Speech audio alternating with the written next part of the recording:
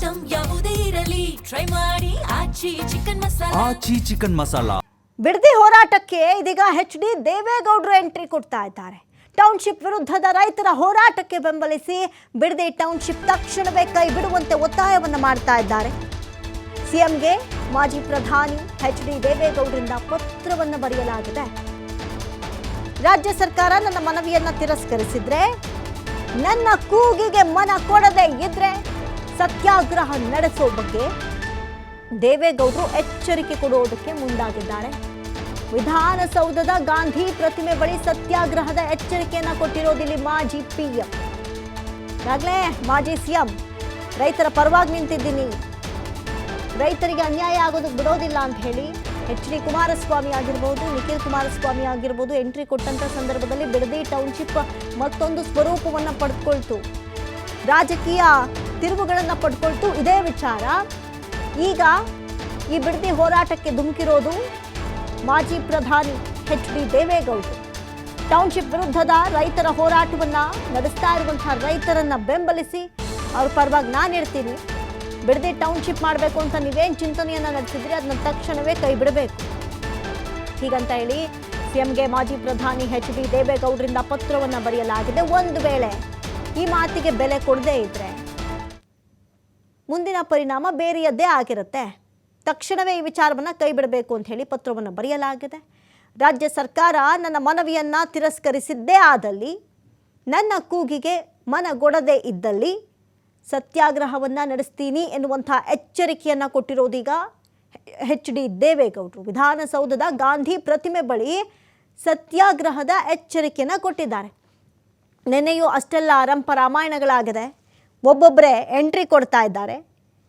ಇದು DKಶಿ ಅವರಿಗೆ ಯಾವ ರೀತಿಯಾಗಿ ಮುಂದಿನ ದಿನಗಳಲ್ಲಿ ಪರಿಣಾಮಕಾರಿಯಾಗಿರುತ್ತೋ ಗೊತ್ತಿಲ್ಲ. ಆದರೆ ಈ ಎಲ್ಲ ಎಚ್ಚರಿಕೆಗಳನ್ನು ಪರಿಗಣನೆಗೆ ತೆಗೆದುಕೊಂಡು ಬಿಡದಿ ಟೌನ್ಶಿಪ್ ವಿಚಾರದಿಂದ ಹಿಂದೆ ಸರಿಯುವಂಥ ಕೆಲಸಗಳನ್ನು ಮಾಡ್ತಾರಾ, ಅಥವಾ ತಾವೇನು ಅಂದ್ಕೊಂಡಿದ್ದಾರೋ ಅದನ್ನು ಮಾಡೇ ತೀರ್ತೀನಿ ಅಂತ ಮುಂದೆ ಬರ್ತಾರಾ, ಇನ್ನಷ್ಟೇ ಇದನ್ನು ಕಾದು ನೋಡಬೇಕು. ಈ ವಿಚಾರಕ್ಕೆ ಸಂಬಂಧಪಟ್ಟಂತೆ DKಶಿ ಏನು ಸ್ಟೇಟ್ಮೆಂಟ್ಗಳು ಕೊಡ್ತಾ ಇಲ್ಲ. ಆದರೆ ಈ ಬಿಡದಿ ಟೌನ್ಶಿಪ್ ದಂಗಲ್ಗೆ ಈಗ ಎಂಟ್ರಿ ಕೊಟ್ಟಿರೋದು ಮಾಜಿ ಪ್ರಧಾನಿ ದೇವೇಗೌಡರು. ಪತ್ರವನ್ನು ಬರೆದಿದ್ದಾರೆ, ಈ ವಿಚಾರನ ಇಲ್ಲಿಗೆ ಬಿಟ್ಟು ಬಿಡಿ, ರೈತರಿಗೆ ಅನ್ಯಾಯವಾಗೋದಕ್ಕೆ ಬಿಡಲ್ಲ, ರೈತರ ಪರವಾಗಿ ನಾವು ನಿಲ್ತೀವಿ. ಒಂದು ವೇಳೆ ನನ್ನ ಮನವಿಯನ್ನು ಆಲಿಸದೇ ಇದ್ದಲ್ಲಿ, ನನ್ನ ಪತ್ರಕ್ಕೆ ಗಮನ ಕೊಡದೇ ಇದ್ದಲ್ಲಿ, ಬಿಡದಿ ಟೌನ್ಶಿಪ್ ಮಾಡೇ ಮಾಡ್ತೀನಿ ಅಂತ ನಿಂತಲ್ಲಿ ವಿಧಾನಸೌಧದ ಗಾಂಧಿ ಪ್ರತಿಮೆ ಬಳಿ ಸತ್ಯಾಗ್ರಹ ಮಾಡ್ತೀನಿ ಅಂತ ಈಗ ಎಚ್ಚರಿಕೆಯನ್ನು ಕೊಡುವಂಥ ಕೆಲಸಕ್ಕೆ HD ದೇವೇಗೌಡರು ಮುಂದಾಗಿದ್ದಾರೆ.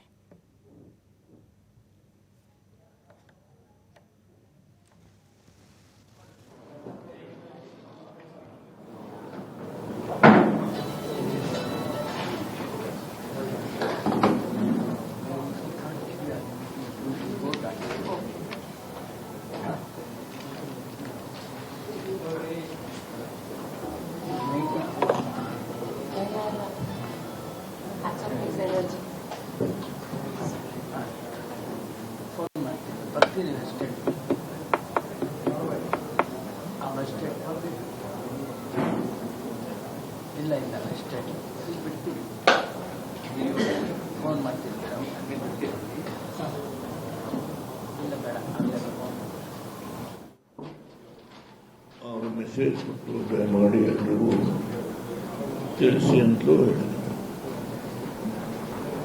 ನಮ್ಮ ಮಾಜಿ ಶಾಸಕರು ಪಕ್ಕದಲ್ಲೇ ಕೂತಿದ್ದಾರೆ,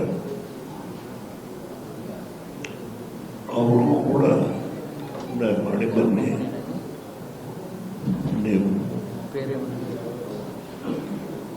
ಆ ಕ್ಷೇತ್ರದ ಮಾಜಿ ಶಾಸಕರು ಮಾಗಡಿ ಕ್ಷೇತ್ರದ ಹಿಂದೆ ನಮ್ಮ ಪಕ್ಷದ ಗೆದ್ದು ಅವರು ಇಂಥ ಸಂದರ್ಭದಲ್ಲಿ ಕನ್ನಡ ಪರವಾಗಿ ನಿಂತು ಹೋರಾಟ ಮಾಡತಕ್ಕಂಥ ಒಂದು ಭಾವನೆಯನ್ನು ಮೊದಲಿಂದಲೂ ಬೆಳೆಸಿಕೊಂಡು ಬಂದಿದ್ದಾರೆ. ಈ ಪಕ್ಷದಲ್ಲಿ ಕೂತಿರ್ತಕ್ಕಂಥ ಕುಬೇಂದ್ರ ರೆಡ್ಡಿ ಅವರು ನಮ್ಮ ಪಕ್ಷದ ರಾಜ್ಯಸಭಾ ಸದಸ್ಯರಾಗಿ 6 ವರ್ಷ ಕೆಲಸ ಮಾಡಿದ್ದಾರೆ. ಈ ಪಕ್ಷಕ್ಕೆ ಹಲವಾರು ರೀತಿ ಅವರು ಪರವಾಗಿದ್ದಾರೋ ಹಳ್ಳಿನಲ್ಲಿ 17 ಎಕರೆ ಮಾತ್ರ ಅವ್ರದ್ದಿದೆ.